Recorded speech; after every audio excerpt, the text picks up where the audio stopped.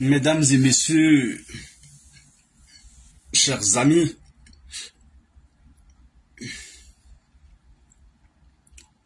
alors,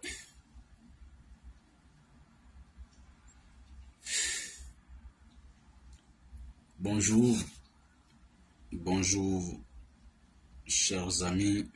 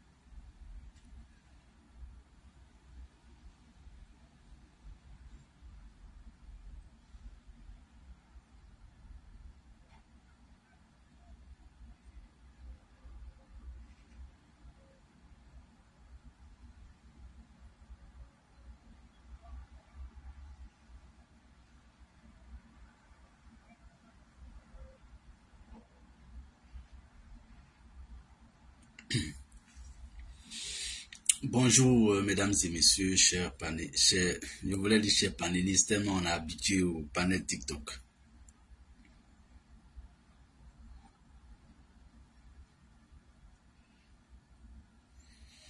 Alors, ce matin, très rapidement, après le bonjour, en tout cas, Zanré Zakaria, c'est toi que j'ai vu en commentaire pour le premier en commentaire et reçoit aussi mon bonjour.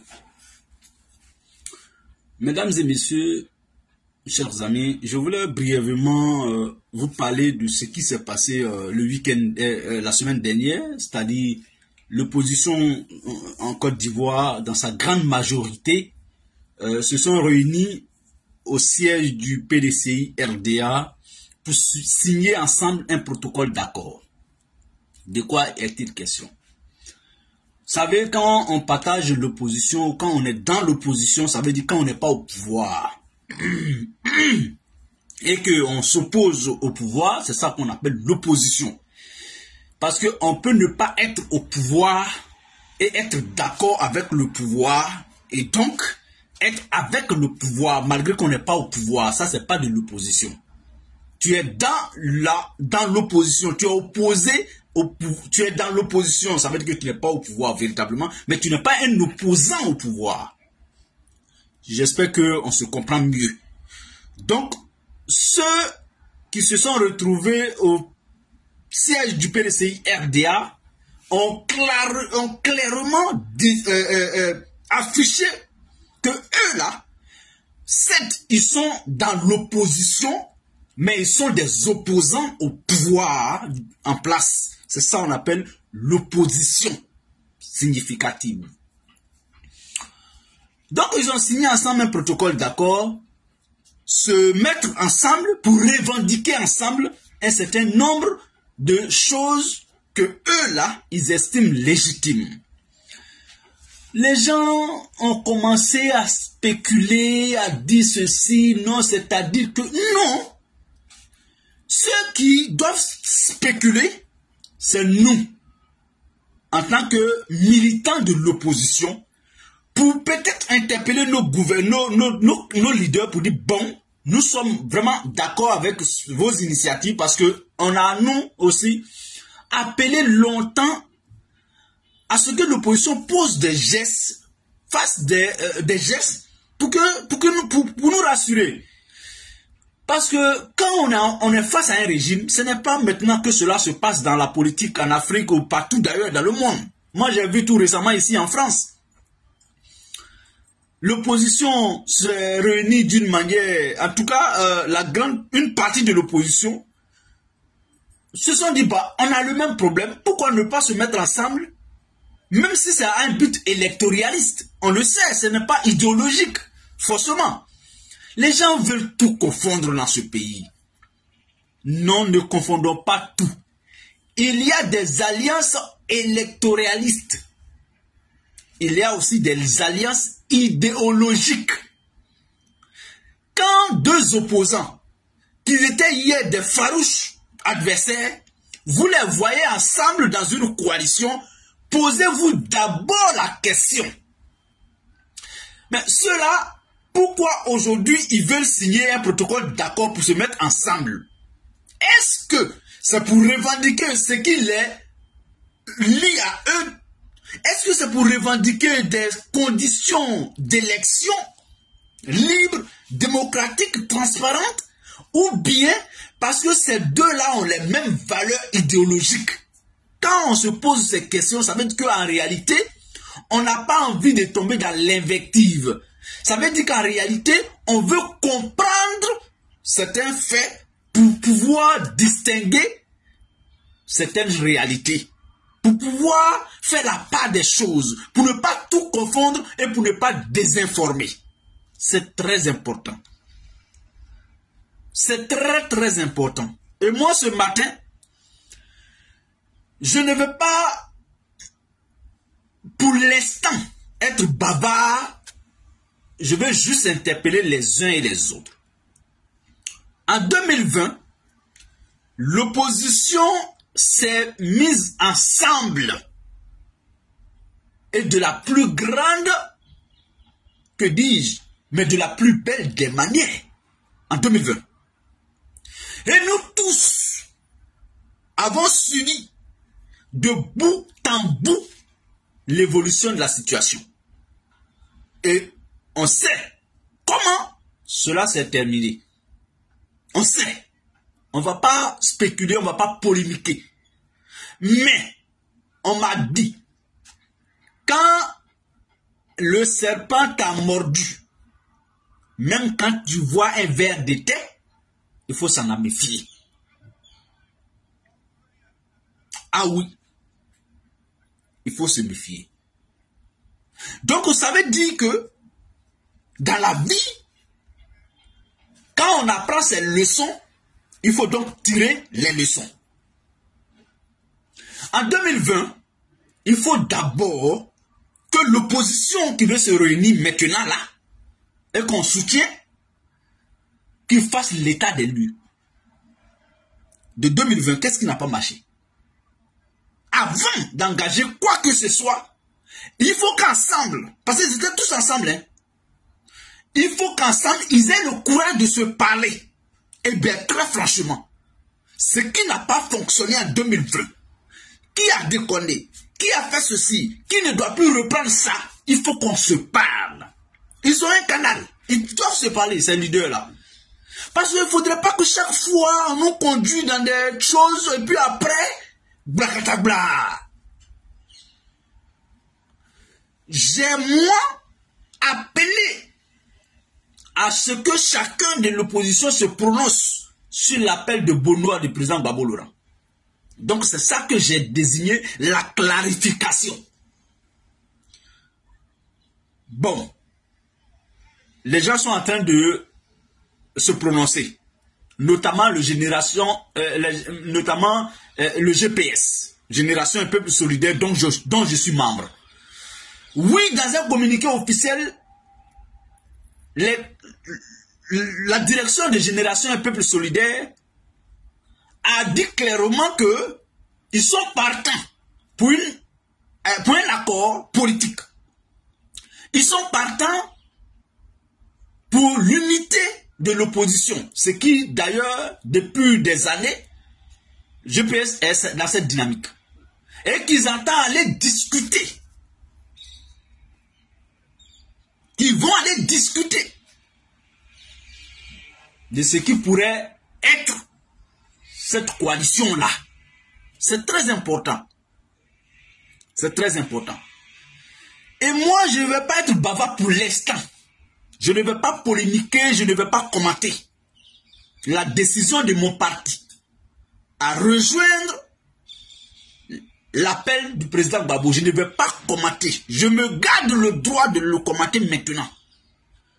Souffrez que je n'en dis pas plus. Je veux, cette fois-ci là, commenter le résultat de cette démarche. Et je suis libre, un citoyen libre, de prendre un certain nombre de décisions en accord avec ma conscience et ma morale. Je ne vais pas commenter le communiqué de mon parti pour l'instant.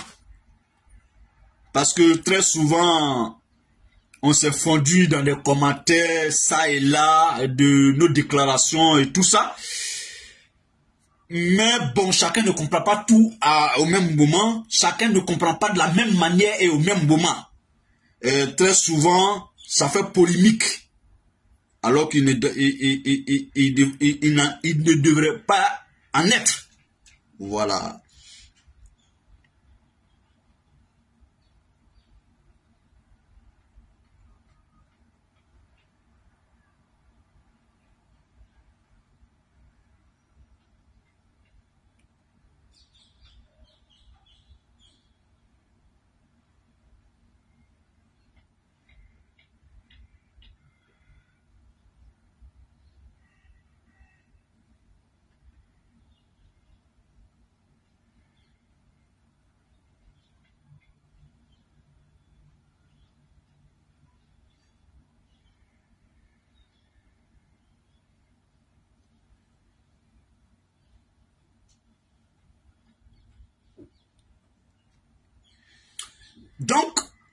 Voilà un peu, si vous voulez, très rapidement, on va pas durer, moi je...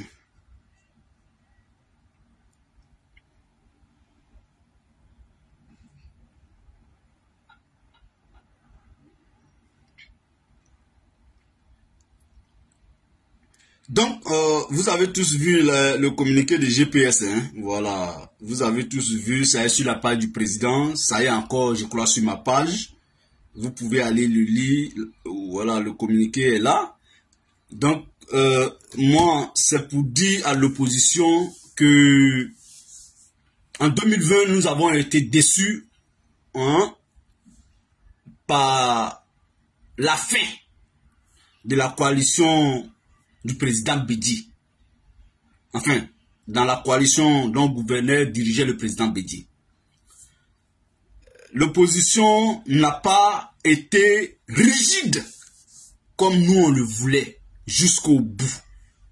Et après, ils sont venus légitimer le pouvoir du président Ouattara. Et puis, il ne veut pas qu'on l'appelle président Ouattara. Moi, j'appelle président Ouattara parce qu'on l'a légitimé. Hein. Donc, il faut...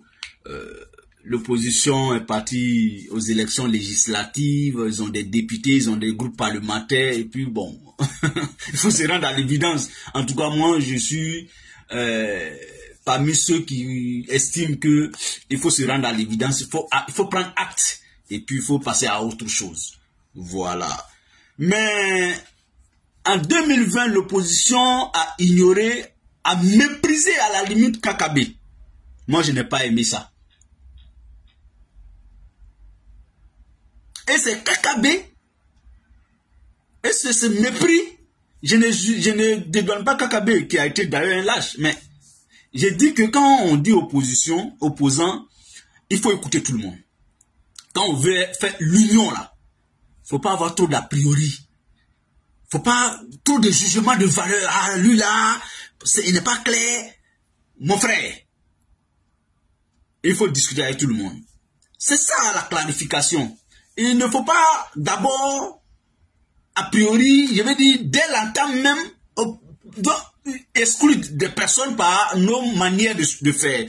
La dernière fois, je n'ai pas vu à Finguessan, je n'ai pas dit qu'ils ont chassé à Finguessan, hein. Peut-être qu'il n'est pas parti, et puis tout ça. Parce que là-bas, au FPI, vous savez que actuellement, il y a deux tendances à l'horizon, hein. D'autres ne veulent même plus revenir dans l'opposition. D'autres estiment qu'ils sont plus opposants, qu'ils sont partenaires au pouvoir. Donc, il y a tout ça encore au FPI. Mais donc, nous suivons de très près l'évolution de l'actualité. Mesdames et messieurs, chers amis, j'ai pas honnêtement grand chose à dire pour l'instant sur l'union d'opposition, mais je vais en tout cas commenter le résultat que on aura à la fin de ces initiatives qui sont d'ailleurs salutaires, hein, de l'opposition. Donc il faut les encourager, il faut qu'ils aillent jusqu'au bout, il faut qu'ils nous sortent quelque chose de pragmatique, de concret, de rationnel pour qu'on commente ce résultat. Donc mesdames et messieurs, chers amis, je vous souhaite sur ce une agréable semaine, une excellente journée à chacun de nous. Portons-nous bien et Dieu veille sur chacun de nous. Allons-y au travail avec la joie, revenons avec en tout cas l'enthousiasme, avec beaucoup de bonheur. Prenez soin de vous. À très bientôt. Au revoir.